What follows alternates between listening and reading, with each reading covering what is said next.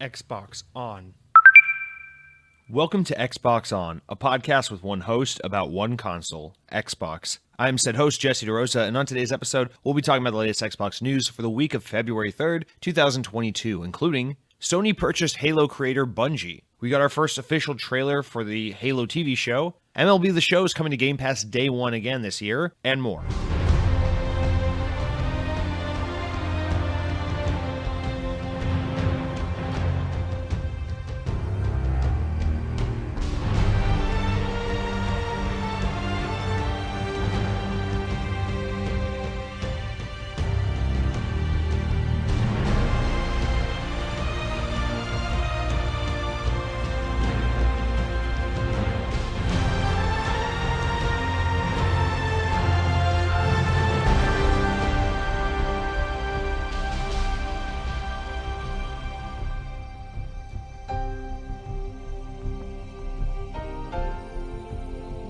Well, here we go again. You thought, hey, maybe after all this Activision acquisition announcement news, whatnot, we'd have a really nice low-key episode. As you know, low-key, I know, very popular TV show on Disney Plus. But no, we can't talk about Disney Plus TV shows. Instead, we have to talk about more acquisitions because it just won't fucking stop. So obviously, why shy from the fact Sony just acquired Bungie. Huge fucking news, but we'll get into that in the news segment. Just want to obviously address at the top of the show because it would seem kind of like the elephant in the room if we didn't say something. I mean, obviously Bungie, a quintessential team to the Xbox brand. They kind of are the reason why Xbox was able to be legitimized and survive as a brand to begin with. So kind of an important studio. Crazy to think that Sony of all companies now owns them, but we'll get into that when we jump into the news. Until then, guys, welcome to episode 139 of Xbox On. For those of you in Ireland, you of course know the significance of the number 139, which I won't share here on the podcast, but you know the number and what it means for you guys. So that's awesome. But hey, guys, a little bit of a weird transition for me. I just came off of a odd week. I had some family visiting, a little bit of an impromptu kind of timing for me to jump into the podcast. That's not really the right word for it, but just trying to get in my groove. I'm a little off my normal schedule, so trying to make sure I can get into my elite gamer mindset so I can deliver you the best possible Xbox podcast this week. Let's start out this week. Just jump right into it. Just kind of, get things going. We'll start with these are, those stories that aren't really necessarily newsworthy. Let's dig into them and break them apart, but also something worth mentioning, something a little amusement out of these. So remember NFTs, how we're all pissed about NFTs, fuck NFTs, and all these companies trying to make us buy into their scammy bullshit. Well, Ubisoft, who are possibly the worst so far when it comes to the NFT scam that's taking place in gaming right now, had a little bit of a cute little update regarding their courts initiative with NFTs and their bullshit games. And let me just read this. In an interview, this is from VGC, in an interview with an Australian financial comparison site Finder, Ubisoft Strategic Innovations Lab VP Nicholas Poward defended the publisher's plans to add NFTs to its games despite all the backlash, saying, quote, "Well, it was a reaction that we were expecting. We know it's not an easy concept to grasp, but courts is really just a first step that should lead to something bigger, something that will be more easily understood by our players. I think gamers don't get what a digital secondary market can bring to them. For now, it's because the current situation, the context around NFTs, gamers really believe it's first destroying the planet and second, just a tool for speculation. But what we at Ubisoft are seeing first is the end game. The end game is about giving players the opportunity to resell their items once they're finished with the game itself. So it's really for them beneficial, but they don't want to get it for now."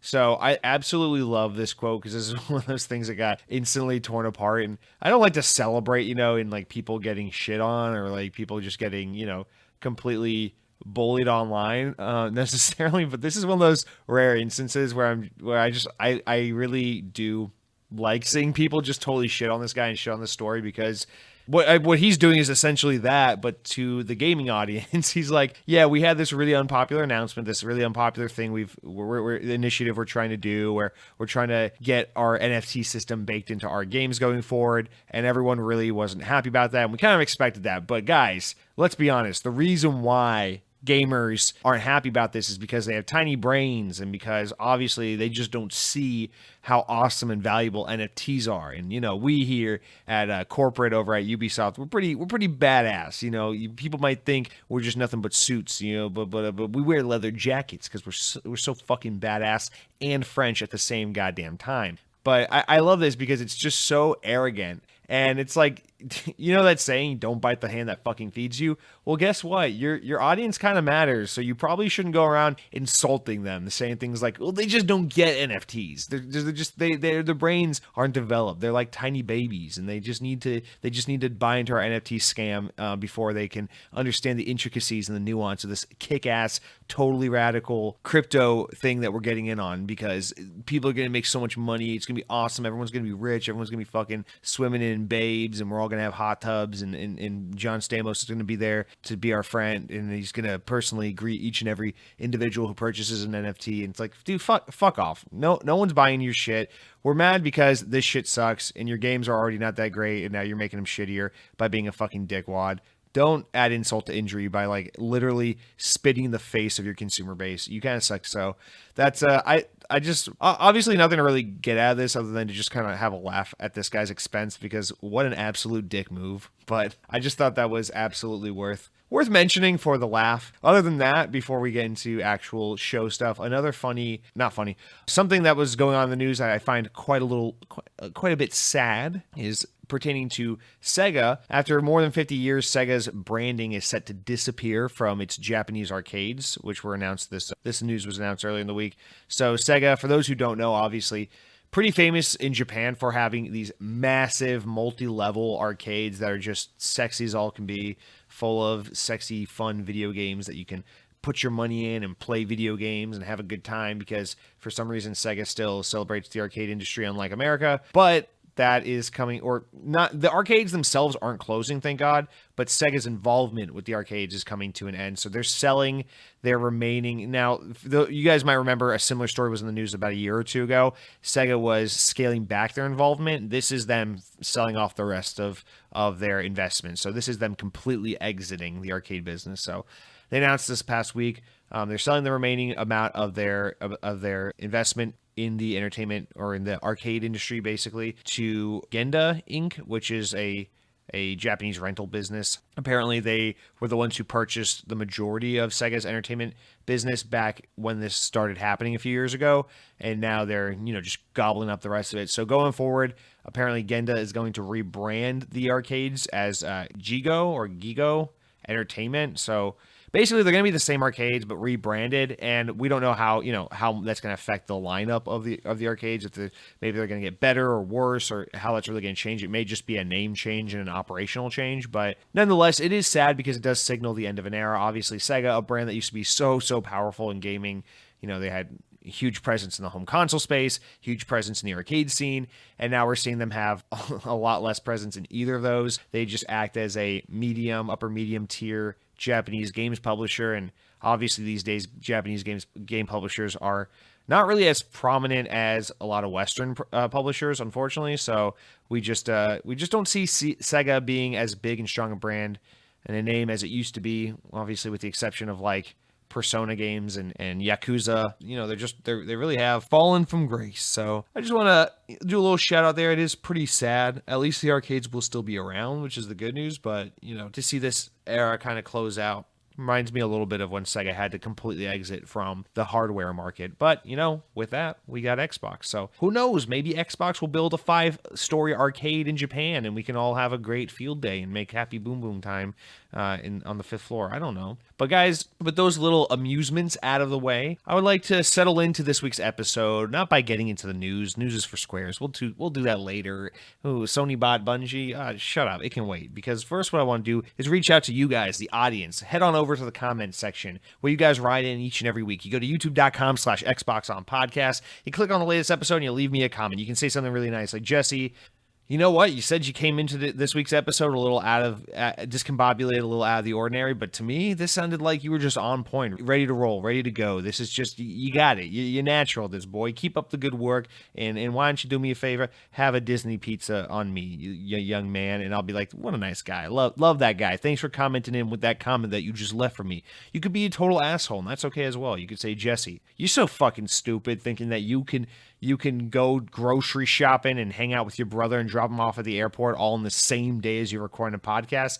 Recording a podcast is something that takes so much mental energy. If you're going to do it right, you know, you gotta wake up at 10 a.m. no later, and you gotta take a steamy hot shower. I'm talking 274 degrees here, and you gotta maybe do some vocal practice, get your vocal cords warmed up, drink some hot tea. Don't you put fucking honey in it? You ain't no bumblebee. And then you maybe do some tai chi or some fucking meditation for a while before it's time to do the podcast. But you're over here thinking, oh, I can sit through traffic, I can drive through traffic and then do a podcast. No, you fucking making the product suffer, and everyone hates it. The show sucks. You suck. And by the way, I hope Disney Pizza gets canceled again. Fuck you. And I'll be like, wow, that was uncalled for. And I'll read the comment because, hey, thanks for writing in. But no one wrote that in this week, thankfully. So let's get into your real comments, where our first one is coming from none other than Mr. AE's King 117, who says, while you guys are down there arguing about barbecue sauce, I'm up here enjoying soy sauce. AE's King, love ya. Soy sauce is completely irrelevant in the argument about barbecue sauce. So just because they're both called sauce doesn't mean they really even have any kind of relevancy in the same conversation. But hey, if you're putting soy sauce on your barbecue ribs or whatever, or your barbecue chicken, your pulled pork, that's on you, man. To each his own. I don't know how that turns out, but whatever, AE's King, whatever makes you happy, you fucking delinquent. Badass Lord Tipsy writes in with possibly the best comment I've seen in years. He says, gave you 5-star rating on Spotify, as the cool kids say, first. Hey, guys, why don't you stop being a good ass and start being a badass, like Badass Lord Tipsy here, and go on over to Spotify, iTunes, whatever have you. Give me 5-star review. Don't give me any less than 5 stars, or else I will find you. I will break into your house in the middle of the night, and I will leave you cookies just like you are supposed to do for Santa Claus. And you'll be so confused because you'll say, Jesse, we're supposed to leave cookies for Santa Claus. You're not supposed to break in and leave cookies. Santa Claus does the breaking and entering, and he leaves presents. We leave the cookies. And I'll say, fucking leave me a review, a good one, a really good one, 5 stars, if 6 if you can spare them. And anyway, most of you guys wanted to write in this week and talk about, surprise, surprise, Activision, Xbox buying Activision being acquired by Xbox and Microsoft and all of that. So the discussion does rage on. Our first entry of that topic comes from Way of the Lao, who says, yo, word. Best wishes to everyone in the Xbox On family. Cronky, keep it real. Guys, I hope everyone's doing well, and I had to say I agree with the podcast's recent tone towards Microsoft's acquisition. While I hope the most negative things in my mind don't come to pass, I do believe some will. If anyone would like an example of this, just look at the negative way Microsoft has approached Edge on Windows 11. Everyone, please forgive this comparison, but if Phil Spencer decides to pull a Darth Sidious and take over the Xbox Senate, what about it? You know, while I don't think he would do anything to harm the players, when someone becomes a CEO, that changes how they approach things in a matter of business. But I'm just a normal guy, so what do I know? It's been great. It's been great listening to the podcast this past year. Everyone take care and keep effing that chicken. Way of the Lao. Way to bring Microsoft Edge into this. I don't like the new Microsoft Edge as much as I like the old one. Is that what we're talking about? I don't even like, I miss the old Windows 10 early days with Microsoft Edge. Why is inking not supported in Microsoft Edge anymore? God damn it. Anyway, wait, loud. Let's stay on track. I appreciate backing me up here because it seems like my takes last week were actually quite unpopular. But yeah, I mean, it's just as simple as that. It really does set the tone for things to be really bad in the future if things go wrong with Team Xbox, which, every company has its ups and downs, good times, bad times. So that is an inevitability, not a possibility. It's just more a matter of time. But, it's not even, we'll get into it more with some of these later comments, but that's not even the only reason why this sucks. And let's just keep reading on and we'll talk about that because I think some of these comments elaborate on that. that concern. My brother writes in and says, I'm kind of tired of Xbox saying Sony and Nintendo aren't their competitors. This is such BS. They don't compete with Xbox, but they're major competition for Xbox. They both outsell Xbox globally. Xbox is becoming the kid that wasn't picked for the kickball team and says, I don't want to play anymore. That's a kid's game. Well, so first of all, is I can relate to that because I was definitely that asshole who's just like, oh, I can't win. And I don't feel like being competitive in that way. Let me just shut down and be like, oh, I don't want to play anyway.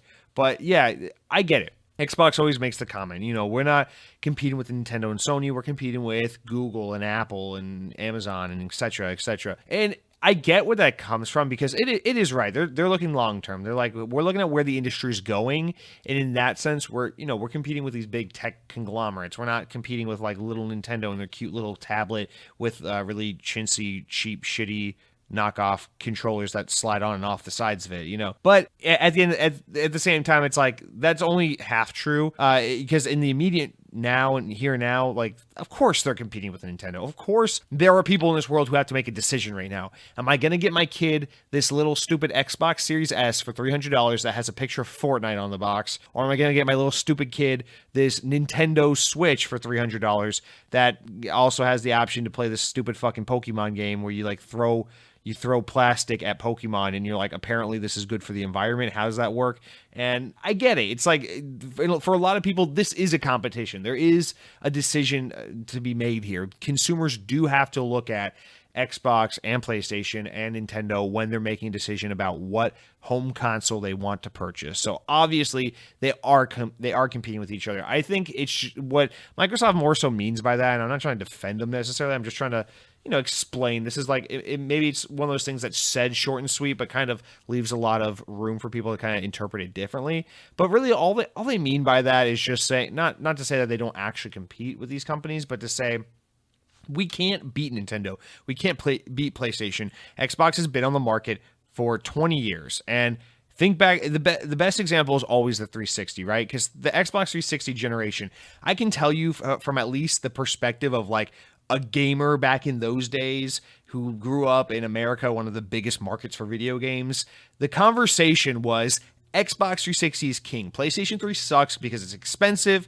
the hardware is weird and janky, the online system sucks, and they don't have cool games like Halo and Gears of War. Nintendo sucks because the Wii is fucking stupid, it's cheap, it's underpowered, it's shitty, it's a grandma console, no one likes Wii bowling, fuck off, Nintendo's for babies, right? And then Xbox 360, Xbox 360 is so goddamn dope. You got the ability to talk to your friends in party chats. You got the ability to tell strangers in Wyoming that you're going to fuck their mom. You got the ability to play Halo 3, which is the greatest game ever. You got Left 4 Dead. You got all these other games that are so dope, and you can play them with your friends, and then girls are going to come over to your house and be like, knock, knock, heard you got a 360. Allow me to spin you around 360 degrees because I'm going to be your girlfriend now. And everyone's going to be like, whoa, that guy's got that girl. Wow. All he had to do was buy an Xbox 360 Elite for $399.99 at Walmart. And then this girl wanted to date him. And that was the perception. Xbox 360 was king. It was dominant. Everyone loved it, right? Well, how did it sell? PS3 beat it. Not by much, but PS3 beat it in sales globally. Okay. Nintendo Wii fucking demolished it in sales globally. Wow. Okay. So if you're Xbox, you're like, wow, that was our best generation, and we still got beat by both of these guys.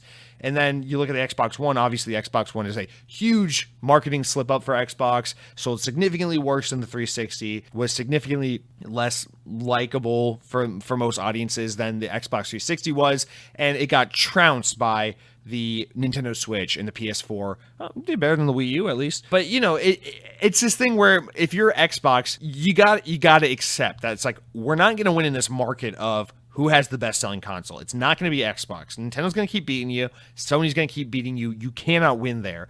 So what they mean by saying is we don't compete with those guys is saying we're playing a different game because we can't win at that game, so now we got to play a different game. The streaming game, the services game, that's a game we can compete at. We're Microsoft. We have the backing of Microsoft. We can win at that game. We can definitely anyone can beat Nintendo at that game. Nintendo's not going to play that game. And Sony, we have the resources to compete with Sony on that. Let's do that. So I think for them, it's like, but that pushes them into this echelon of like, now we're talking about Google. Now we're talking about Amazon. We're not so much talking about little old Nintendo and their fucking throwing plastic into the fucking ether, into the wilderness, and being like, this is good for the environment. Come on, little doggy, jump inside this tiny ball, you fucking idiot. And it's a way for them to look successful, be successful, and be taken seriously in a way that's like feasible for them. Because at the end of the day, even though, hey, Xbox Series S and X, cool, they're already getting their ass kicked by Nintendo Switch. It's just been on the market forever already, and PS5, which, just more popular because people love PlayStation. So that's really all they mean by that. But hey, remember when I said we were talking about Activision, then I detoured with this? Let's jump back into Activision. Josiah, my brother, also says with a follow-up, what happened to the narrative like 5 minutes ago that Battlefield was gonna destroy Call of Duty, in 2021. Battlefield 2042 wins. Call of Duty Vanguard sucks. But now everyone's like, boom, bitch, Xbox got COD. Fuck you, motherfucker. Josiah, yes. Thank you. Yes. Amen. 100%. Xbox fanboys are fucking toxic and annoying and miserable human beings. It's so isn't it so ironic how it's exactly right. It's exactly right. They hated when they thought Battlefield 2042 looked cool because it was the popular thing to like, and when they thought Vanguard looked dumb because it was the popular thing to hate. It was fuck Call of Duty. And then when Microsoft's like, hey, we got all the money in the world, and instead of solving world hunger, we're just gonna buy Call of Duty and call it a day. Everyone's like, oh yeah, green team wins, fuck you, PlayStation. So yeah, I don't know what to tell you other than gamers are fucking hypocrites and they just like to see their team win. I don't know. Dead Captain James writes in with a comment that I think is going to get us back on track, because Dead Captain James always has something thoughtful to say, always has something productive to say. And honestly, Dead Captain James is just the most handsome person who writes in the podcast. Like, let's be honest. What am I going to compare it to? Fucking Cronky? That guy, he looks like a fucking ball sack. No, Dead Captain James writing in says, my thing is, why worry about the future? Just live in the now. This, referring to the acquisition, brings us lots of new games straight up to Game Pass. Sure, Phil will be gone one day, but there's no point in worrying about that and something that hasn't even happened. So he ends there, but this sparked a little bit of, Dead Captain James, he sparked a little bit of fire, because Cronky's jumping in. He's like, whoa, Dead Captain James, how dare you enjoy your life? He says, you have inspired me to stop worrying about the future. I'm draining my savings account. I'm going to have the craziest vacation history. Thank you, DCJ. And Dead Captain James says, Josiah, you have a tiny brain. No, he didn't say that. He says, lol, the difference is, of course, you have direct control over your future, so you should definitely worry about your own. But we literally have zero control over who takes over after Phil Spencer. That's not our business. So no point in worrying about the future of Xbox at this moment. My financial future is strongly tied to the S&P 500 companies, which Microsoft is one of. So I hope they do well now and into the future. And then Temple Knight elaborates a little more, gives us a little more context here, and says, Dead Captain James, my thoughts exactly. This purchase is being good or bad is just a thought exercise unless you change your life actions based on the outcome of the discussion. I hope Xbox stays focused on the consumer, but if they change, so will I. I used to be a hardcore PlayStation fan, but I've since switched my habits to primarily playing on Xbox due to the more consumer-friendly approach. I like Microsoft, I like Sony, but I'm going to do what makes most sense in this moment, even if it means turning away from wayward tech giant. So Temple Knight and Dead Captain James, I appreciate this write-in so much, because I think what you guys provide here is so much of the inarguable, completely valid and respectable approach of the consumer. And I think that's the most important thing, right? Because 9 out of 10 people who are impacted from a consumer level from this acquisition of, Microsoft and Activision, whatever, this merger on Team Xbox, this is just like, cool. New games, awesome, cool shit, right? And then there's me, the 1 out of 10 asshole who's just like, oh, consolidation's bad. I'm a fucking idiot. The reason why this is cool is because, yeah, it means you get more awesome shit into Game Pass. Your service is more valuable. And less games you have to buy. It means hopefully more shit Activision can do into the future with other IP, because hopefully Microsoft can have them run a little differently than they were running before. And maybe we can do more than just get a fucking Call of Duty every year. Maybe Tony Hawk can get a game again. Maybe Guitar Hero can come back. Maybe Crash Bandicoot will have a crossover game with Spyro the Dragon again, like that one time 20 years ago when that happened. You guys remember that? I don't know. But I get it. It's like, hey, for us, as Xbox consumers, as Game Pass subscription holders, this is just good shit. It just means we're getting more good shit. And it's not my job as an owner and a player of Xbox to be like, oh, I'm really sweating about 5 or 10 years from now. It's like, no, you're just supposed to fucking enjoy the fact that you bought an Xbox and it has good games and now it has more good games and you get more value out of it. And that's fucking awesome. That is 100% valid, honest to God. The problem is I just can't, this isn't a podcast about or for me at least, this isn't a podcast about just like being a guy who enjoys playing Xbox, end of discussion. I'm supposed to look at the news and be like, man, this is what I think and feel about what this means for Xbox as a brand and for gaming as an industry altogether. And when I see this, I just can't help but see the ripple effect. And this couldn't have been your comments, and my point I'm trying to make right now couldn't have been timed any better, because as we're about to get into in the news, Sony just fucking bought Bungie. And no, that's not a knee-jerk reaction to Microsoft buying Activision. No, it's not. But it is a reaction to they need content. The industry is consolidating like fucking crazy right now, and it's time to get in while you can and buy some. And what I'm saying is,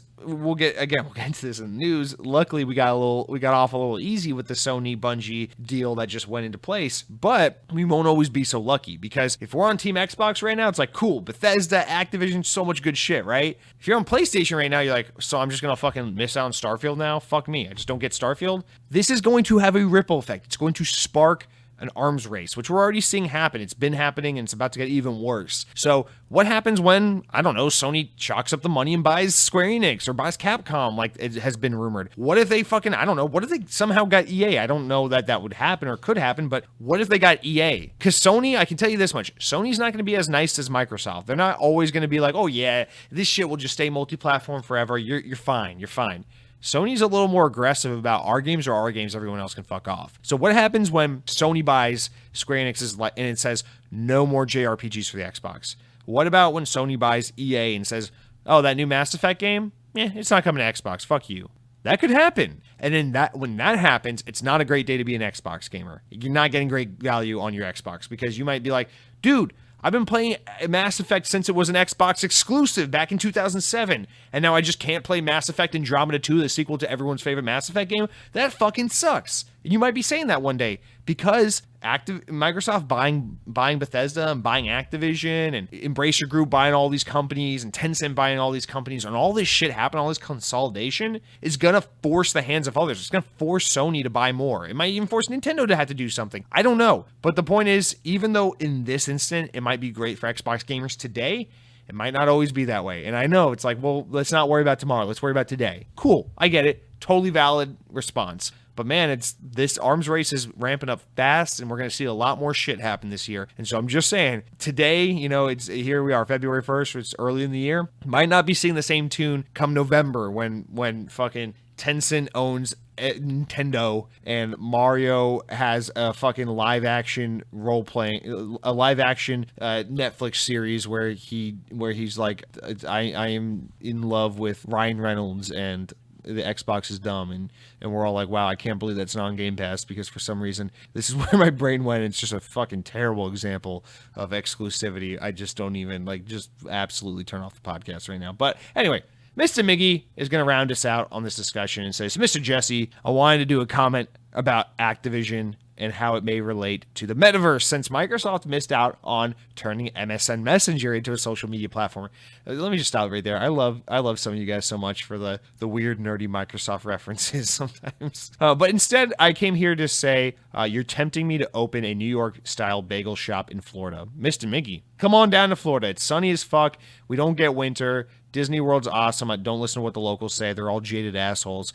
Open up that bagel shop. Come be my buddy. We'll do Epcot together, and it'll be good old time, Mr. Miggy. I love it. Do it. Come on, make it happen. All right, let's end our comments with an unrelated comment that just says, at minute 47, second 7, Jesse transforms into Donald Trump voice. All right, I have officially deleted this episode off my YouTube channel, and I'm canceling Xbox On. All right, that's going to do for all of our comments this week, guys. Shoutouts, comments, whatnot. We've wrapped them up. Remember, for next week, don't be shy. Reply. Seriously, fucking leave a comment and rate this show 5 stars. I know where you live. Next, let's jump into what I've been playing this week. But before I can tell you about what I've been playing, I got to tell you about what I've been eating. Now, you would think, my brother was just in town visiting. Maybe we had some fun dining experiences. I don't really have a whole lot to say about, though, what I've been eating. I'm honestly, I'm just kind of keeping it simple. So I will say, and I think I've had this on the show before, certainly in the early episodes, I want to give a little special shout out to the Chicken Guy. It's not the Chicken Guy. It's actually just called Chicken Guy, so let me stop being extra. Chicken Guy, it is a fast food chicken restaurant. owned by the Guy Fieri, the celebrity chef with the spiky hair that looks like he's a reject member of Smash Mouth. And I fucking love Chicken Guy. We have one here at Disney Springs at the Walt Disney World Resort, but it is not exclusive to Disney. I think they first started popping up in New York City. I know we have a couple of them here in Florida now. I think they're starting to pop up in certain cities around America. So I don't know how many locations they have and where all they're at, but I gotta give a shout out to the Chicken Guy because I fucking love this place. This is it's not the greatest chicken you'll ever have, but it is definitely above average. I'd say well above average. The breading is great. The crispy factor is so good, and they tenderize those chicken tenders really well to where they're like kind of on the thinner side, but they maintain a lot of their juicy goodness. The breading is just phenomenal. And then their whole gimmick is the sauces. They have a billion fucking sauces you can choose from. And every time you order chicken, whether you get a sandwich or tenders or what have you, you get to pick a couple of sauces to go with it. And so, I tried that signature donkey sauce with the garlicky, mayo-y, lemony thing. Or you get like some sriracha ranch dressing or some shit like that. You have yourself a grand old time because you dip these chicken tenders into these various sauces and you go, wow, I can't believe thanks to 21st century technology that we're able to go to a fast food establishment where less than $10 can get you amazing chicken tenders with an assortment of 30 different sauces. And I just gotta say, if you haven't had Chicken Guy and you live in a place where you have any remote access to it, or if you're ever on a vacation to New York City or to Orlando, Florida, and you come across a Chicken Guy, don't be a bitch. Eat the Chicken Guy. It's good shit. Shout out to Guy Fieri. I unironically like that guy. I don't care if he's seen as kind of a meme. But yeah, that's it for the eating factor, guys. Good shit. I literally just brought some home with me right before I recorded the podcast. Ate my last few tenders, and I'm feeling good. I feel like I am ready to take on the world because of these chicken tenders. So now, what I've been playing, it may come as a shock, but guys, I finally made my way back around after taking a big break. Made my way back around to Halo Infinite. I felt bad, obviously this is my most anticipated game for many years, and then it came out. I loved the campaign. I played it real fast, went through it, played a bunch of multiplayer when it first came out, and obviously during those betas, but something about the multiplayer, it just turned me off with the final release. It's just like there's not enough content. It's a little too sweaty. Waiting for some more shit to kind of drop and get worked out before I come back to it. I gotta be honest, going back this week and playing more Halo Infinite, I think this game is still in a state where it just needs a lot more content and a lot more balancing and fixes and things there and here and whatnot. But I had a decent time with it. I worked on that Cyberpunk whatever event they were doing, trying to grind out some of those event items. I can't believe I'm like barely level 40 on the battle pass. I feel like I've gotten nowhere in this game. Like I'm like a Halo wannabe fan, but I just gotta be honest. Like I think I'm gonna put it back down again. I had some decent fun with it this week, but like, dude, call me when there's some more maps and when the progression system's a little more figured out. And for the love of God, like why does this game feel so sweaty? I feel like I just can't play this game as casually as I used to play previous Halo games. And I know it sounds almost ironic because I'm such a Halo 5 lover, and people's complaint about Halo 5 was that it was a little too competitive. But I'll be honest, I find Halo Infinite is a little more competitive, for me at least, than Halo 5 was. And I always chalk it up to maybe it's because you can't disable crossplay, so I have to play with these freaky PC people, or maybe it's because it being free to play that it just invites a lot of a player base that otherwise wouldn't have got in on this game. I don't know what it is, but man, oh man, this game, I just feel like it's not the same player base I'm used to engaging with on Halo, and I just can't keep up with these kids. Maybe I'm not that great or anything, but man, I just can't keep up with these guys. So there's that. The other game I started on, and I really want to get back to, but I've been busy the past few days, and I'm excited to get back to, is called The Gunk. Now, you guys might remember this game came out about a month ago. It is I don't know if this is an exclusive or a timed exclusive, but The Gunk is an independent game from Image and Form, small publisher, Thunderful Publishing put out the game. I really don't know anything about either of these teams, to be quite honest with you, other than Image and Form is responsible for the SteamWorld series, the SteamWorld Dig, SteamWorld Heist, which are really beloved games that really got their footing on like the Nintendo 3DS back in the day. So I was really familiar with those games back in my like late Nintendo fanboy era days. But honestly, I never played either of them, so I don't have any experience with any of these guys' previous titles, but I do know of them in that sense.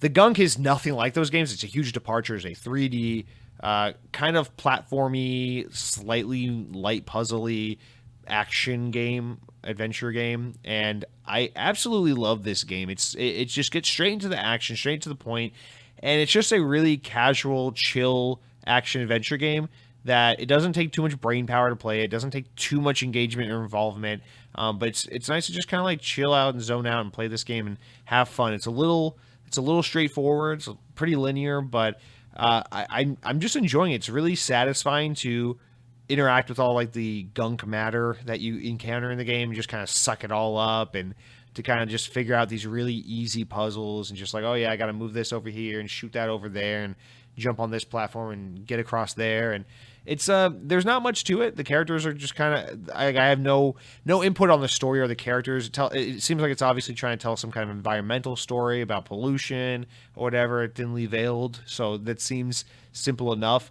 I haven't really gotten into the game enough to really judge anything about the storytelling or the characters, but I know I just think this is a really fun game to kind of just chill out and play along with. And I know not a lot of people have talked about it or played it, but those who have seem to like it quite a bit. You know, it's nothing groundbreaking, but this is a, for now, Xbox exclusive game. It's in Game Pass, and I highly recommend you play it. It's about 4 hours, apparently.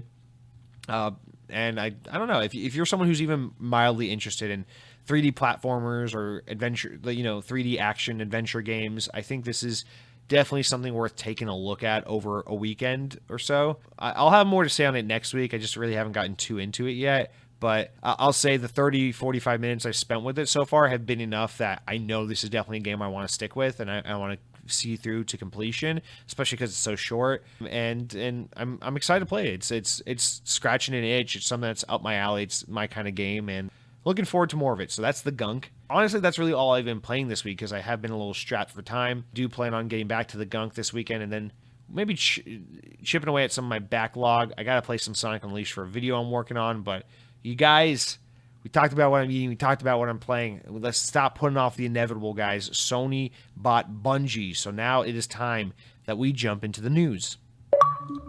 All right, so enough teasing aside. Let's jump into the big news about Sony and Bungie. We'll just start reading from VGC and then we'll discuss after that, okay? Sony Interactive Entertainment is set to acquire Destiny and Halo studio Bungie in a deal worth $3.6 billion, it is announced. However, after completion of the deal, Bungie will be an independent subsidiary of PlayStation firm and remain a multi-platform studio, it's claimed. Currently, the studio is working on new content for Destiny 2 as well as a new IP. In a statement, Bungie said that cross-platform support for Destiny 2 would continue and confirm that its future games will not be PlayStation exclusive. An FAQ published on Monday covered whether future games in development at Bungie will now become PlayStation exclusives. No, the answer began. We want worlds we are creating to extend anywhere people play games. We will continue to be self-published, creatively independent, and we will continue to drive one unified Bungie community. Bungie also said it's committed to Destiny 2 as a multi-platform game with full cross-play remaining unchanged. It added, Bungie retains full creative independence for our games and our community. Our plans for Light and Dark Saga are unchanged all the way through the final shape in 2024, which is Destiny 2's most recently announced last piece of DLC. SIE President and CEO Jim Ryan said that the decision to acquire Bungie was motivated by his strategy to, quote, expand the reach of PlayStation to a much wider audience and to evolve the gaming experience that they have built. Bungie has created two of gaming's most iconic franchises, Halo and Destiny, and has a deep expertise in bringing incredible immersive experiences to great scale to the community through games and to evolve and develop over time. And it has a hugely impressive roadmap for future content, he said. Also, Bungie's successful track record in multi-format publishing and live games services will assist us in realizing our ambitions to take PlayStation beyond the consoles and to increase our potential audience. They will remain independent and multi-platform, will enjoy creative freedom, and their track record in developing massively successful franchises in the sci-fi shooting genre will be highly complementary to SIE's own IP portfolio. This is a strategic step towards continuing to evolve the gaming experience that we built. Bungie's expertise in developing a world-class service approach for long community engagement is extremely compelling and will support the development of several future live service titles for PlayStation Studios. Equally, we see this exceptional skills that PlayStation Studios possesses offer the potential to enhance Bungie's existing and future IP portfolio. Herman Holst, head of PlayStation Studios, said that Bungie's technical expertise and experience building communities would be shared among SIE's other developers. Quote, over the past year, we have expanded to a total of 17 studios across the globe. New additions will help us extend our reach of IP, develop exciting new games, and further leverage the technical capabilities of PS5 through the knowledge sharing and collaboration. Bungie's technical expertise, however, coupled with their track record of building highly engaging communities, make them a natural fit for collaboration with PlayStation. We're excited about plans, and we're excited to share skills and expertise, and to unlock potential in having a brilliant minds of Bungie under the PlayStation roof. In its own statement, Bungie claimed that joining PlayStation would help it become a global multimedia entertainment company. Recently, Sony has been actively transitioning its games franchises into Hollywood movies. Both Bungie and SIE believe that the worlds are only the beginning of our IP and what they will become, said CEO Pete Parsons of Sony. Our digital universe have immense potential, and SIE's support, we will propel Bungie into becoming a global multimedia entertainment company dedicated to delivering in our own creative visions. The deal marks the second time Bungie's been acquired by a platform holder. At Microsoft, the studio created the blockbuster Halo franchise before splitting and becoming a private company in 2007. Quote, we intend to build upon our growth experience and ambitions in the games as a service space to complement and continued strength in the narrative-led titles that PlayStation fans know and love, said Ryan at the time of publish. Commenting on the acquisition, Nico Partners analyst Daniel Ahmed explained why Sony targeted Bungie to help expand its live service offering, saying, quote, Sony's often talked about free-to-play, games as a service, multiplayer experiences, blah, blah, blah, and the need to grow that for PlayStation. Bungie previously announced that it has plans to bring at least one new IP to market before 2025. So that's a lot of context, a lot of information. I thought I'd put in as much as possible because, hey, this is an Xbox podcast after all. It is fair to assume that a large portion of the audience is probably not that tuned in on all the specifics and nuances of PlayStation and that ecosystem, because if you are a Xbox-centric gamer, you're probably not paying too much attention to non-Xbox stuff. Maybe. Possibly.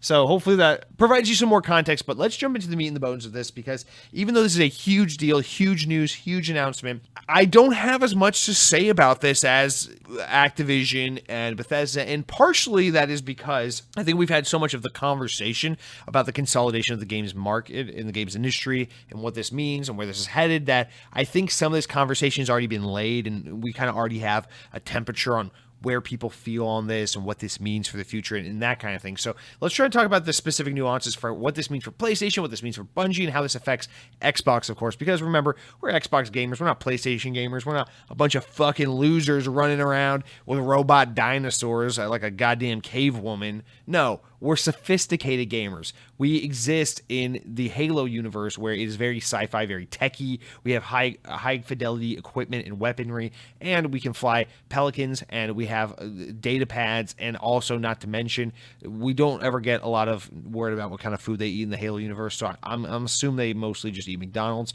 But the point I'm trying to make here, obviously this is huge because Bungie, big Xbox studio, obviously the fact that Xbox exists today and is where it is today is because Bungie created Halo. Halo was an Xbox game, and that built the brand and solidified it and legitimized it. So, huge move. I think for Xbox in particular, the biggest part of this news is just symbolically what this means, because obviously when Bungie and Xbox split in 2007, it was kind of a huge deal, and then they went independent for a while, and then working with Activision through those times, it was like, oh, okay, man, I mean, they're multi-platform, and they'll still continue to put games out on Xbox, but then it got weird because Destiny had all of its marketing partnerships with Sony and PlayStation was getting exclusive content, and that was fucking weird to see PlayStation getting favoritism on Bungie's game, and then they went independent again. It's like, okay, cool.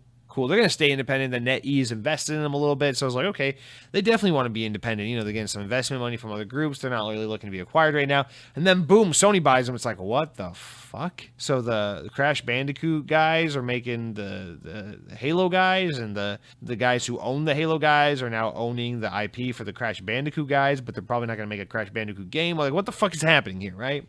Everything's messed up. Well, the good things, and as clearly stated in the story and in the announcements, PlayStation is not looking to take Destiny away from Xbox. They're not looking to take Bungie away from other platforms. And I fully believe this. I think the best way to look at this is Bungie is for Sony what Minecraft is for Xbox. This is a team that is well established, makes a game that is well established, is way too community based, way too platform based, and you cannot remove it from platforms where it exists, no matter how much some of those platforms may be your competitors. You just can't get rid of Bungie from Xbox. It would be detrimental and antithetical to what their whole ambition and output is as a studio. So obviously, you got nothing. If you are a Destiny fan, I think you have nothing to worry about in terms of, will I lose access to Destiny? No. Easy answer, no. No, I don't know. PlayStation likes to pat themselves on the back. Is it possible to give themselves some upper hand advantage, some special content or timed exclusivity? Maybe. I don't really think they need to do that, but they could. It's possible. But, as far as Destiny and having access to Bungie's content, you're safe if you're on Xbox. So there's the good news, right? This is, as the story notes, a lot more about Sony's inadequacies when it comes to multiplayer games and to games as a service type games. Anyone who follows PlayStation in any capacity knows that this has kind of been a big talking point for PlayStation in recent years, is the fact that, obviously they're one of the most powerful brands in gaming. People really respect them. People love their games. They make awesome story-driven third-person action games. Great. PlayStation kind of sucks when it comes to multiplayer games. They suck when it comes to first-person shooters. They suck when it comes to multiplayer censored content. They suck when it comes to games as a service. They don't really have that stuff. And obviously, when it comes to games as a service content, that's generally more third-party focused. But hell, even Xbox has some of that. And Xbox definitely reigns supreme when it comes to multiplayer content. In fact, say what you want about Nintendo's got the better games, PlayStation's got the better games. I think there's no denying when it comes to multiplayer content. Of the big three, Xbox is by far the platform to be on. You got shooters out the ass. You got multiplayer games out the ass. You got games as a service. We got fucking Sea of Thieves, Grounded, Minecraft, Halo, Gears of War, all this shit. Like, Xbox is the platform for multiplayer games. Forza, like, this is, if you're looking for games to play with friends and build community as far as first party content goes, Xbox is your box. And that makes sense because Xbox has always been also the best online service and platform in that regard. But that is a huge blind spot for PlayStation, a huge inadequacy. And I'd argue it's something that's only gotten worse for them, because they were actually making strides and efforts in the PS3 generation to try and address that and fix that. And it just never happened. No offense to Killzone or Resistance, especially Resistance, because I really liked that game series. But those games just never took off and became the Halo competitors and things like that PlayStation wanted. But they used to try. They had SOCOM, they had MAG, they had all these attempts to have a Battlefield, to have a Call of Duty, to have a Halo. It never really happened for them. But in PlayStation 4's generation, they just straight up gave up on it. They're like, fuck it, we can't do it. It's not going to happen for us. Here's a Spider-Man game. Here's a God of War game. Here's Horizon Zero Dawn. Here's Days Gone. Here's Last of Us Part 2. Here's Uncharted 4. They're all kind of the same fucking game in a sense, but they're all really good games, so fuck you, you'll buy them anyway. Blah. And that was the PS4. I think now they're like, okay, PS5's story is we're going to continue what worked for us in PS4's generation, but we gotta be more competitive in these other spaces because the industry's evolving and changing, and they need that games as a service content. They need that core multiplayer content that's like, fuck, yeah, PlayStation's great. It's got all those awesome games that you play one time for 17 hours and never touch again. But it also got them sexy-ass multiplayer games that you're looking for. And so I think that's what this is about. It's not about taking Destiny away from Xbox. It's about, we need to own a team, an IP, a franchise that is a multiplayer game, that is a games as a service game, that we can take that team and learn from them and help our teams with becoming studios that can make games as a service type games, multiplayer games with strong community aspects. That's what this is all about. I don't think, and I believe it. Obviously, the story alludes to it and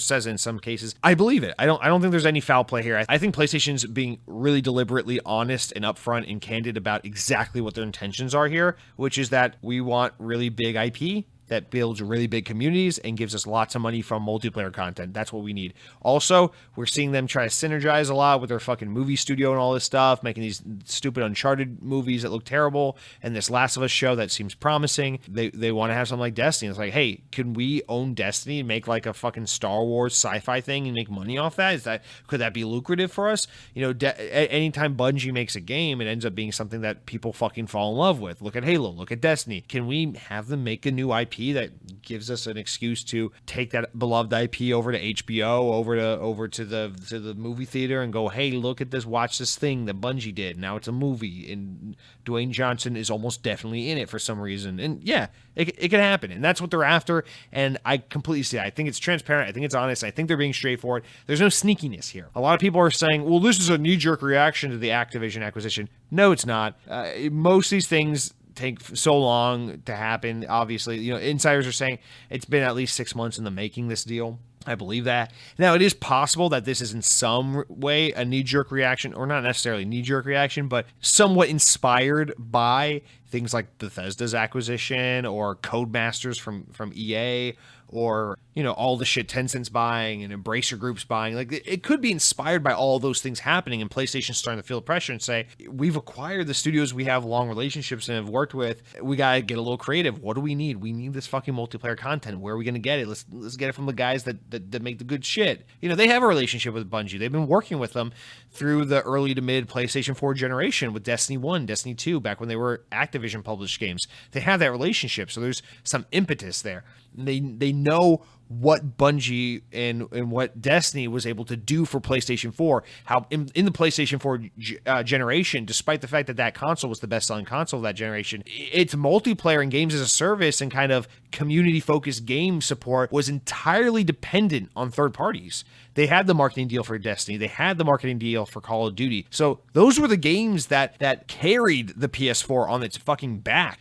During a generation where the only PlayStation content you were getting is a third-person action game, story-driven game as Spider-Man, a third-person story action-driven game as Kratos, a third-person story-driven action game as Nathan Drake, etc., etc., etc., because that was the only shit you were getting from Sony. So this is filling the portfolio. We hear Phil Spencer talk all the time about, the portfolio. When we look at our portfolio, what we're missing and what we think we need, this and that and the other. He always talked about how Xbox needed some stuff that's kind of like Uncharted. PlayStation, if they're looking at their portfolio, looking at what they need some stuff that's like Xbox. They need a Halo. They need a Sea of Thieves. They need something like that, And I think that's what this is. In terms of how you sell it, where you support it, exactly like Minecraft. You own it, you make a shit ton of money off of it, but you distance it from the PlayStation brand in a way that people know, oh yeah, Bungie, they're owned by PlayStation. But Bungie, we don't think of them the way we think of like Insomniac PlayStation, Naughty Dog PlayStation. We think of them as like Bungie. Oh yeah, those guys are owned by PlayStation, but they make awesome games that are like everywhere.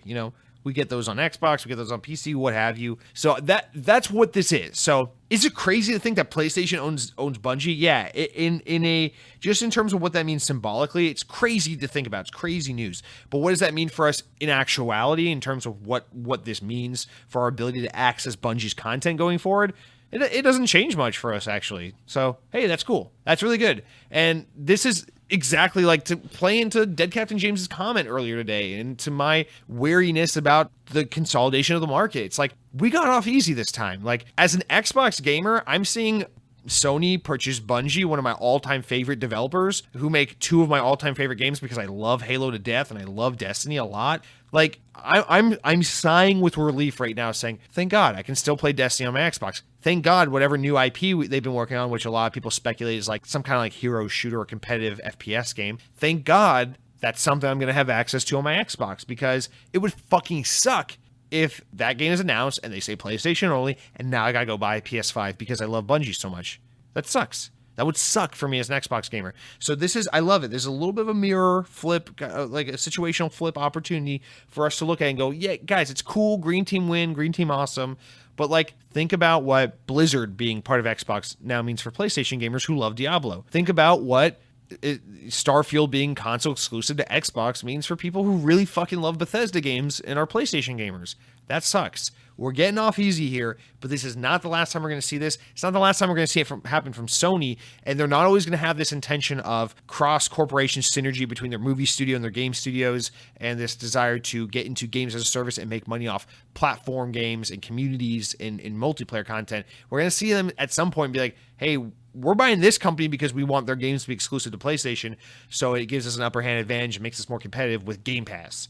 We're going to see that happen. That shit's going to happen. This isn't that acquisition, thank God, but that's what I'm talking about. Like, it can be any day now. We get the announcement. Maybe EA and or EA and Take-Two merge together. Maybe someone buys EA or something. We saw EA talk about this past week in the news how they're open-minded to their own set of acquisitions and mergers. Like that's something to pay attention to, man. So I actually wish I had more to say because as a huge Bungie fan, this is a huge story, but I don't really think there's that much to it. I think this is pretty cut and dry. Like, we're going to continue to get Bungie content, all is well, but now they are under the ownership of PlayStation, and PlayStation is looking to treat them the way Xbox is going to treat Activision, the way Xbox is going to treat Bethesda.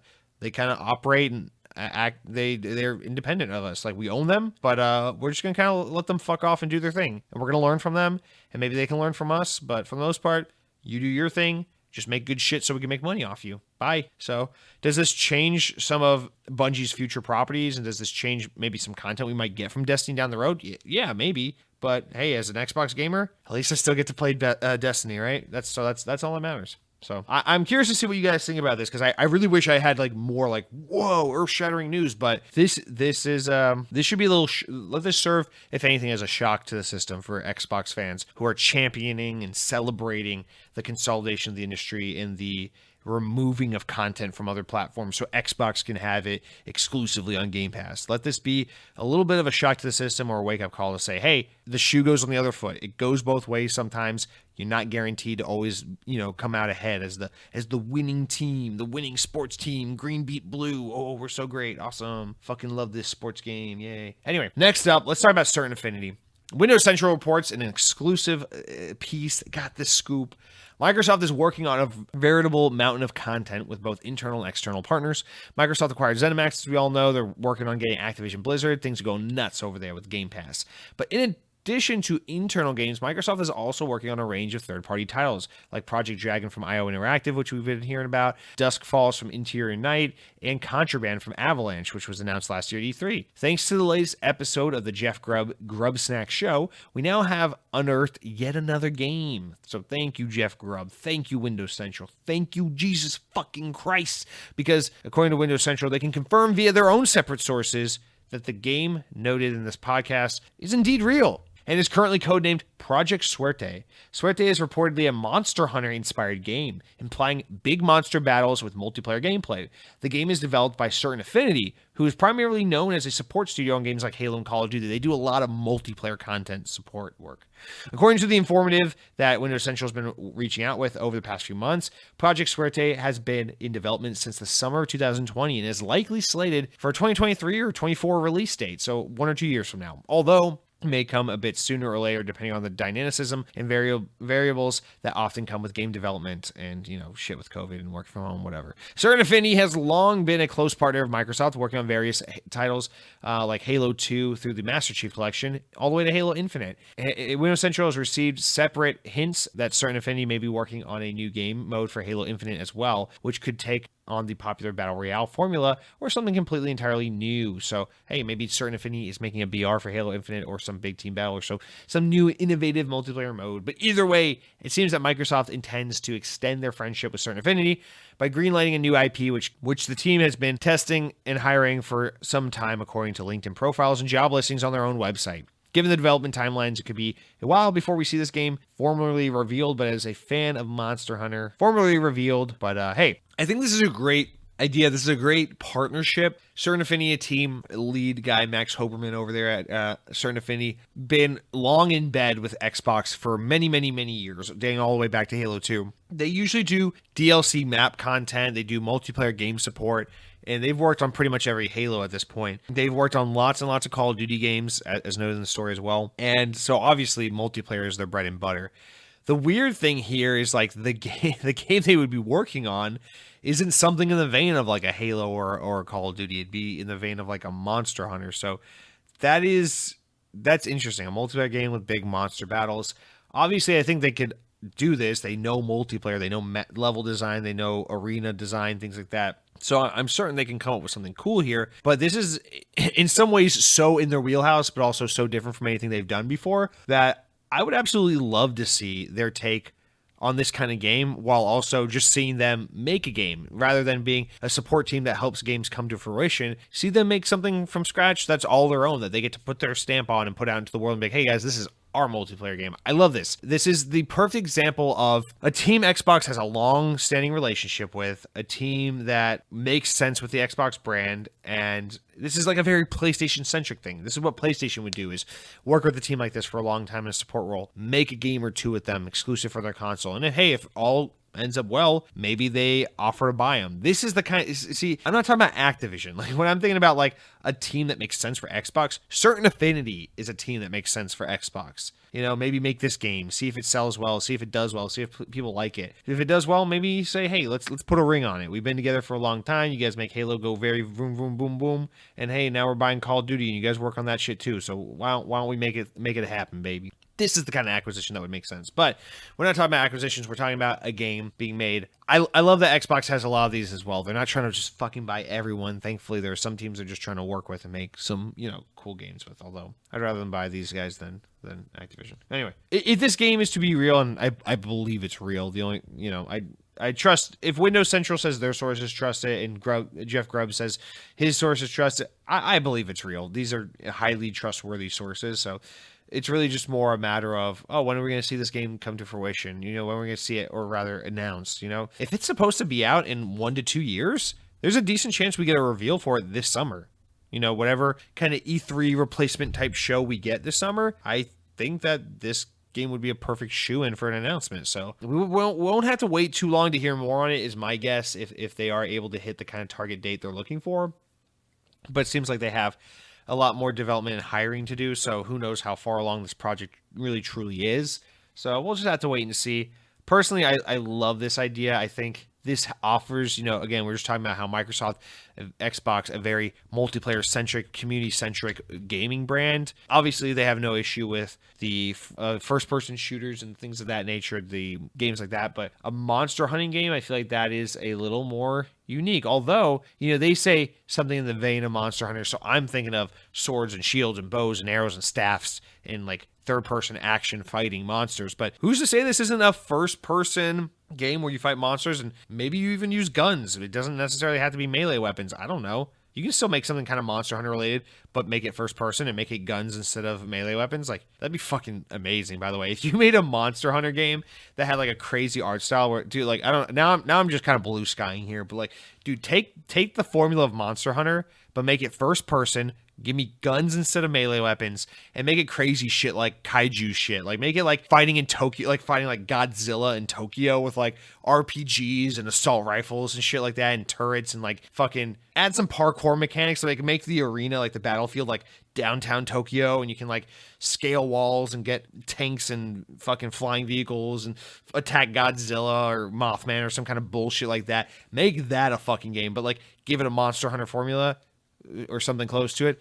That sounds like a sexy fucking game. Now, maybe they mean something a little more traditional. Maybe this is a third-person, melee, combat-focused, arena, monster kind of game. Maybe even more with a Monster Hunter type art style. I don't know. They're probably looking at Monster Hunter World and what a massive success that ended up being on PS4 and Xbox One, despite the fact that that game is usually very mobile-centric, very Japanese-centric, very Nintendo-centric. And they're probably saying, well, fuck, we can do a game like that. We could have something like that exclusive to our console, and it might be a really big seller. So, especially if PlayStation's rumored to buy Capcom, which means they would get Monster Hunter, this might fill a nice little void or a niche for Xbox. Might be a good little first party product for them. So there's lots of ways to look at this, but man, I just got really excited based on my blue sky idea. That's definitely not happening. I want to fucking like first person, guns a-blazing, running around Tokyo, fighting kaiju, a la Monster Hunter style. Make this game happen, baby. I'm all for it. But yeah, that's all I have to say on this story. Let me know what you guys think about that. Or don't. You don't have to comment. No one's making you comment. No gun to your head, baby boy. We save them bullets for the monsters. All right, next up, speaking of Sony, because apparently this is a PlayStation podcast now, VGC reports that Sony Interactive Entertainment have announced MLB The Show 2022. Set for release on April 5th, 2022, the game will be available on Xbox One, Xbox Series X, Xbox S, Series S. But because, of course, it's a PlayStation game, it's also going to be on PS4, PS5, Nintendo Switch for the first time. What? So this will be the first time this series makes its way to Nintendo Switch, which will be very curious to see because it's a very technically advanced game running on a really fucking potato machine. And also the second time the game has made its way to Xbox systems. Now, last year, the whole crazy thing was not only is Xbox getting MLB The Show, but they got that fucking thing on Game Pass. Oh my God, one of the biggest FU slam dunk moments in Xbox history, really. This year, they're continuing the trend. The game will be coming to Game Pass on day one again. Thank you, MLB, for wanting to work with Xbox and for wanting to make this game come to Xbox because it is such a goddamn good baseball game, and we love having it on not PlayStation for once. Sony has said the decision to put the internally developed baseball series on Game Pass was made by license holder MLB, of course. So now we have even Sony admitting why it's happening. And ahead of the release of MLB The Show 21, a PlayStation representative told Inverse that as part of the goal for this year's game, MLB decided to bring the franchise to more players and more baseball fans. So no big surprise there.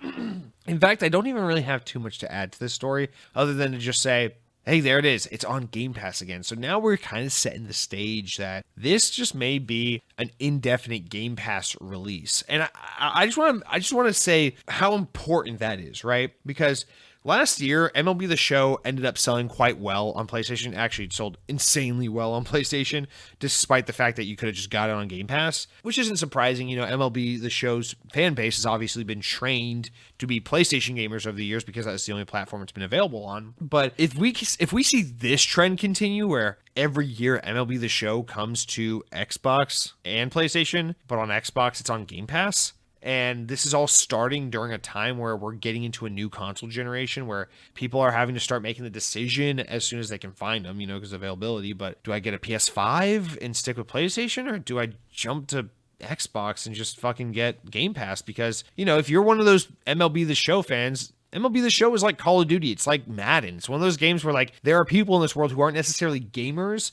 but they buy PlayStation and they buy MLB The Show, and that is their one game. It's the game they play. That is a big audience, and MLB The Show is a massively successful game. Does this set the stage where possibly you have that kind of player base now looking and going, well, I had the PS3 because I love MLB The Show, then I had the PS4 because I love MLB The Show, and now it's time to upgrade, and I'm starting to think, man, maybe I'll just go get one of those Xbox Series S's. They're $300, and I can get a Game Pass subscription. I can just play MLB The Show on that thing for a lot cheaper. And I just have that other subscription. I just get the game, and it comes with all this other shit. And like, is that what I want to go with? Or do I want to spend $500 on a PS5 and, you know, $60 every year on MLB The Show instead of just having included my subscription? And now there's this value proposition. And now Xbox is kind of in this position where they're really making Sony eat shit because they're like, we are serving your own funded and developed product to our fan base and leveraging it to make it look more appetizing and more attractive to your consumer base than it looks on your platform, because your platform is more expensive. Your platform only has one option to play the game, and it's to buy it. Our platform has a way cheaper option to get your foot in the door with the Series S.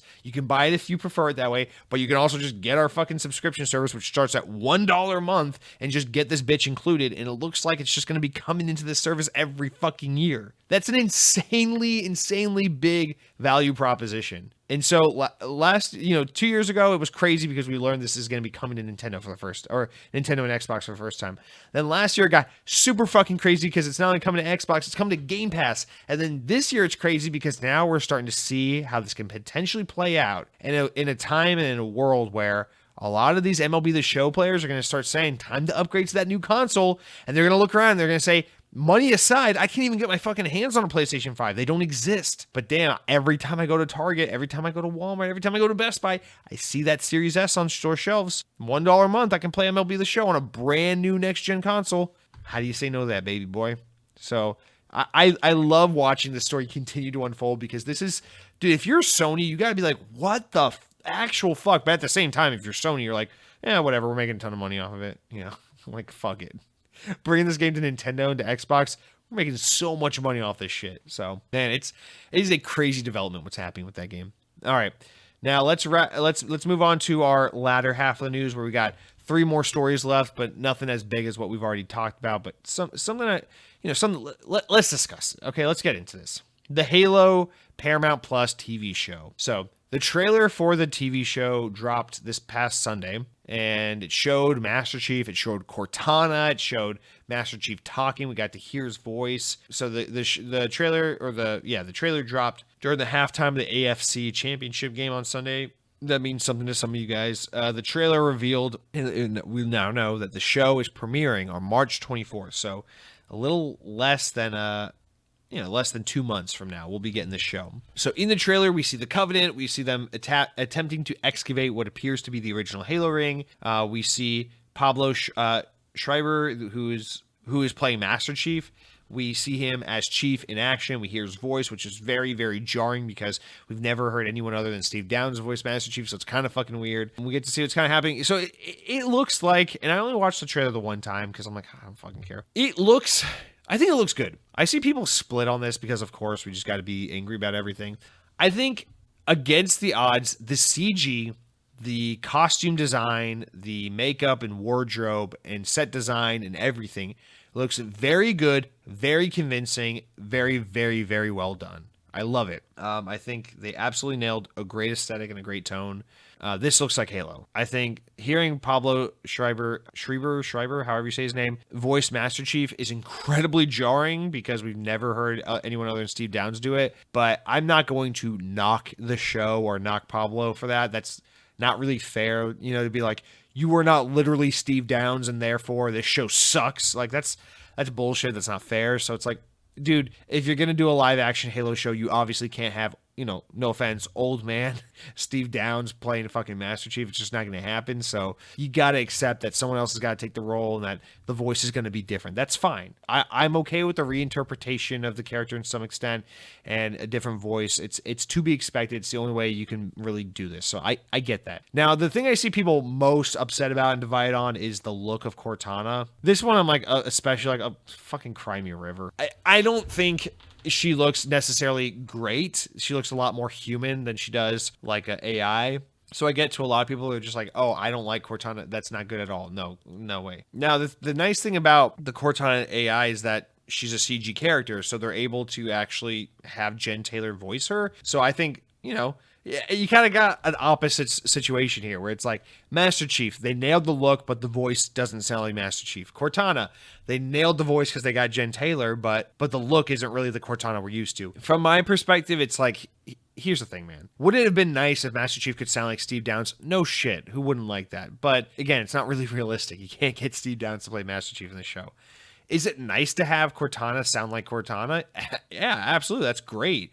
But, I mean, dude, it's everything that works in a video game doesn't necessarily translate 100% to TV, especially live action. So she looks a little different. They're taking some liberties. I'm okay with it. This show has to have its own style to an extent. And to me, I don't like being that fanboy that's like, oh, man, I want you to make exactly the thing that I have in my head, exactly the thing that I always known and liked. Because then you just become one of those cucky little Star Wars guys that no one likes. I am okay with the fact that obviously to make this story work for TV, you need to take some liberties with the storytelling. You need to take some liberties with the characters and tell a different version of it. And honestly, would it be fun if they tried to do a shot-for-shot remake of the video games? No, of course not. So there are going to be new characters. There's going to be new settings. There's going to be new story plots and beats and events, and characters are going to be rewritten and reworked in new ways, and that is all fine. What matters to me is that they actually nailed the look and the feel. Like, it doesn't look cheesy and cheap and shitty. It looks pretty high quality, high budget, and I think the tone seems true to Halo. Now, the trailer has a fucking terrible licensed song usage, but obviously that's just the trailer. It's not the show itself, so I won't get hung up over that. But aside from that, like, what I saw in that trailer, I'm like, this seems like a fun ride. I will definitely be subscribing to Paramount Plus in March and giving this show a watch and watching along every week with you guys to see, what are they doing with my baby? What are they doing with Halo? Is it working out? Got to be honest, as someone who doesn't necessarily want a Halo TV show, as someone who didn't necessarily ask for this, or I know it's not necessarily for me, this is about bringing Halo to people who don't play video games so we can expand the reach of this property. I get that. As someone who isn't really in the core market for this show, I think it looks pretty decent. I'm interested to give it a try. I'm not shaking in my boots about it. I'm not like freaking out about it. I'm like, I can't wait to see this show, but I think it's definitely something I'm going to watch as soon as I can. And I think it's definitely going to be, it looks like it's definitely worth a watch and worth some attention. So I'm looking forward to it. I don't see what all the fuss is about. Yeah, would it be nice if Cortana looked a little more like how we expect her to? Yes, but I'm sure after a couple episodes of the show, if the show is good, we will forgive the design of Cortana and immediately learn to accept it. If the show is good, after a couple episodes, we will immediately forget that it's not Steve Downes voicing the Master Chief and that Pablo is doing a great job acting, and if the writers are doing a great job writing him, and the director's doing a great job directing him, we won't care that it's not Steve Downes. We'll just get to grow with and learn this version of Master Chief and get to appreciate him for who he is. Hopefully, Pablo can offer a new dimension to this character that we can appreciate, that kind of separates him from the Master Chief we love and know from the games, because it seems like everyone fucking hates Master Chief these days, or is divided on him ever since 343 got a hold of him, because they're like, he's too chatty, I don't like it, or he has too much personality, I don't like it. Well, so fuck it. Maybe they'll make Pablo be silent as absolute bullshit, so you never have to hear him talk anyway, and he can just be like the Master Chief you think you remember from the Bungie days. Who knows? Who gives a shit? Sony owns Bungie now, so fuck you, forget about it, okay, baby boy? So, I don't know. Not much else to say. Oh, other than I will add. Yeah, I forgot it. I forgot what I was going to say. Too bad. I thought it was something important. Our last story of the day before we just go over some Game Pass additions. VGC reports that Quantic Dream's Star Wars Eclipse title is apparently inspired by The Last of Us with a mix of storytelling and gameplay. That's according to a Twitter user who tweeted a screenshot revealed by a trailer for Star Wars Eclipse 1 week before it was publicly shown. So, needless to say, this Twitter user, account NGT, has a little bit of credibility here. They also claimed that this weekend, the Star Wars game will be an open world adventure game that also features some multiplayer, which is being worked on separately by Quantic Dream in Montreal, which is one of their other teams.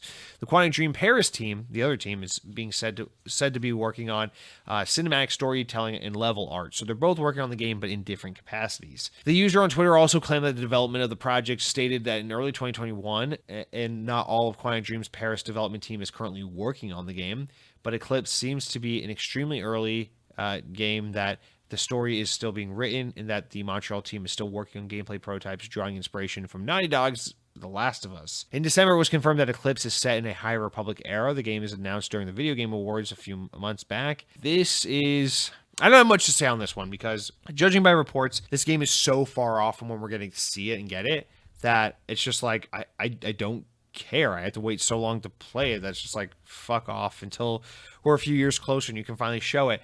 But I do find it quite interesting that the report is it's apparently very story driven. It has multiplayer and it is more of an adventure game like The Last of Us, considering Quantic Dream makes these almost like slightly more interactive third person like Telltale games where it's like player choice and not super heavy in the gameplay department, but super heavy in the interactive decision-making process. So this seems like it's something very unlike what we're used to getting from Quantic Dream, which is interesting and exciting, but also a little bit disappointing because I was kind of looking forward to a Quantic Dream signature style game set in the Star Wars universe, where now it seems like we're getting a third-person action game set in the Star Wars universe, which is fine. I'm sure it'll be good and interesting, but we've seen a few of those before, right? It's not the first time this has been a thing, right? So that's all well and fine. I get The Last of Us is an extremely influential game, probably the most influential game of the past decade, but I do kind of wish that we weren't getting something in that vein. However, be curious to see what the hell they mean by multiplayer, especially if it's that kind of game, because I don't know, we don't usually see multiplayer in those kinds of games too often. So it sounds like we have a lot to learn about just what this project is,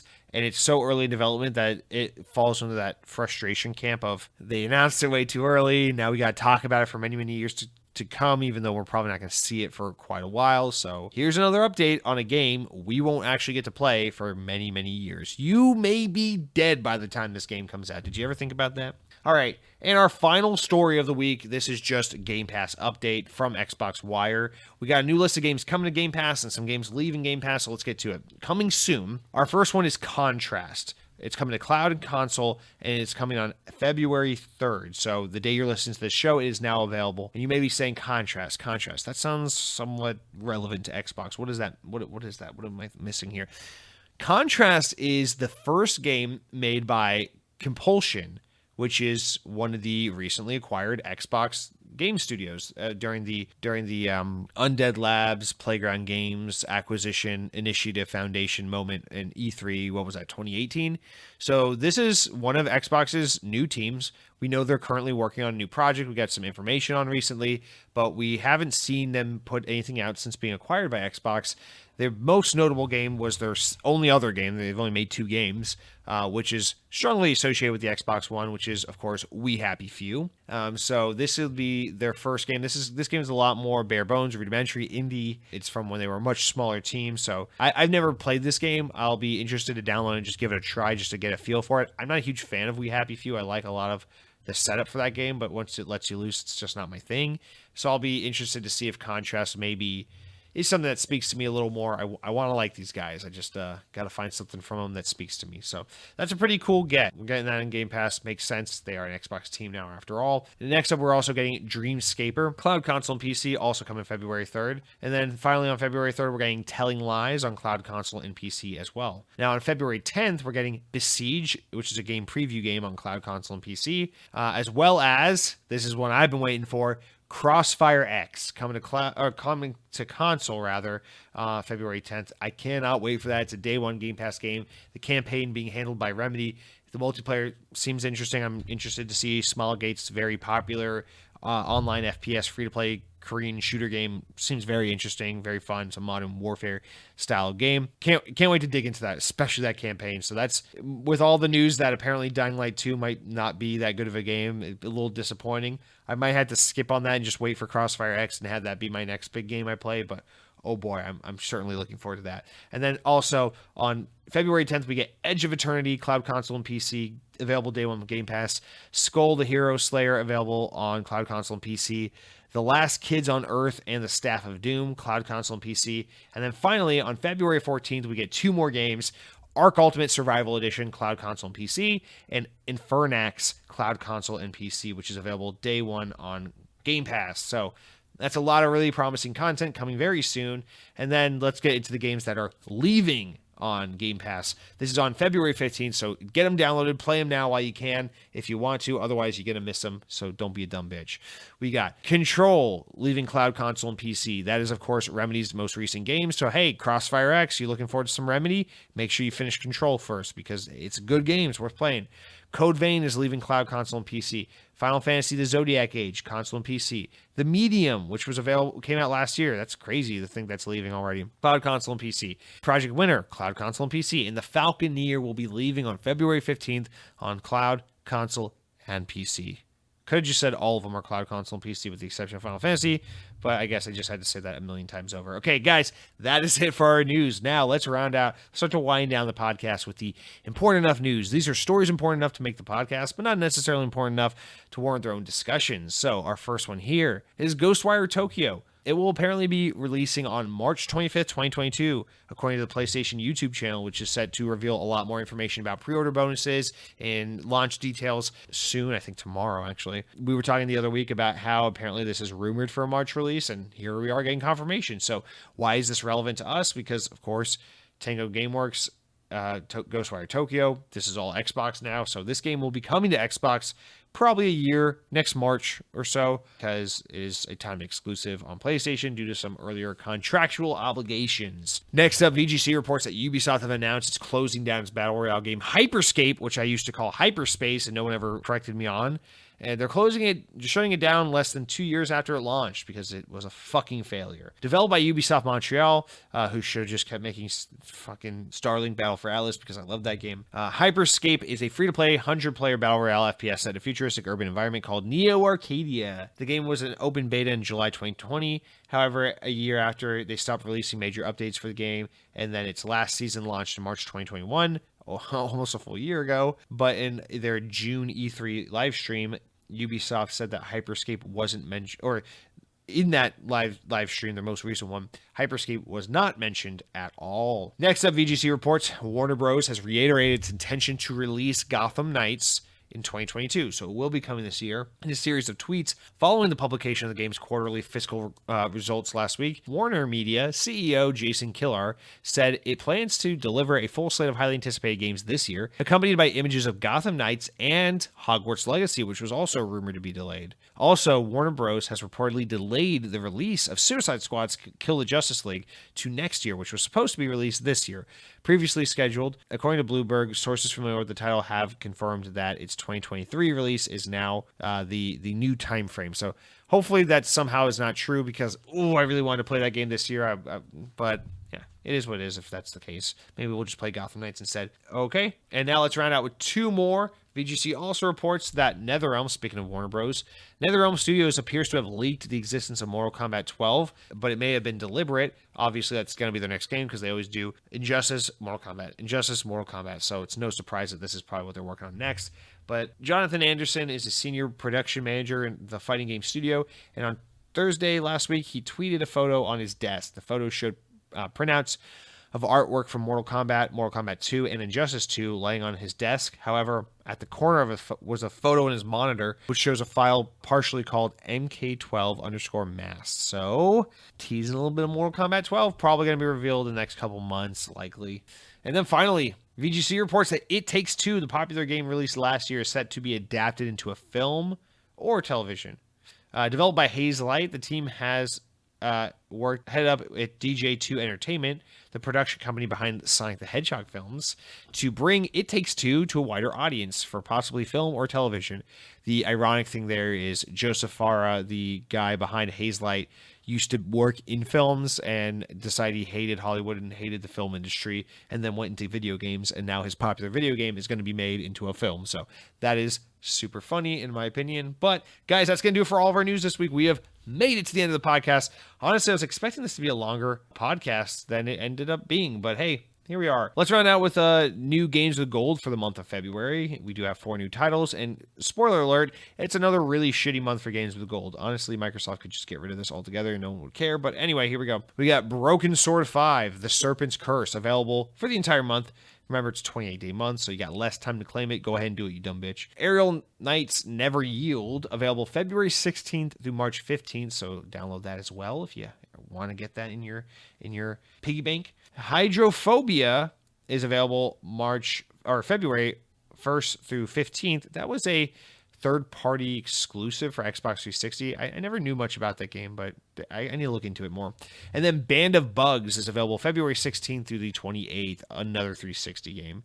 I think that's one of the ones where you get to play as your avatar. So, guys, not a great lineup, but be sure to download them because, hey, free games are free games. You're paying for that gold. Might as well claim them, you know? So, that's going to do it for this week's episode of Xbox On. You guys, it was silly. It was fun. We all talked. We all laughed. We all goofed around. There were some funny comments, but I would like to just say real quick, I appreciate the support, you guys, but so much all the times you guys listen in and write in. But in all seriousness, I need to be better about begging you guys to support me. If you could, it'd mean the world to me if you could. Check out my other YouTube page if you're looking for some stupid comedy entertainment as pertains to video games. It is Lightning McStream on YouTube. Lightning McStream, I should say. Check out some funny YouTube poops, some funny Twitch stream chop-ups, and I'm working on some more serious content right now for a new video that should be up, not the end of this week, but the end of next week.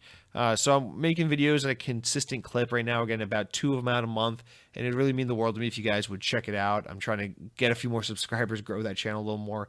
YouTube can be so discouraging with how hard it is to get your video discovered. So that would mean the world. And as always, if you could leave a like or comment on this video, reach out to us, help us increase the engagement in the Xbox On community, leave a 5-star review on iTunes or Spotify. It really means the world. And if you want to keep up with me or follow me or be stupid with me, you can always head on over to what is my name on Twitter?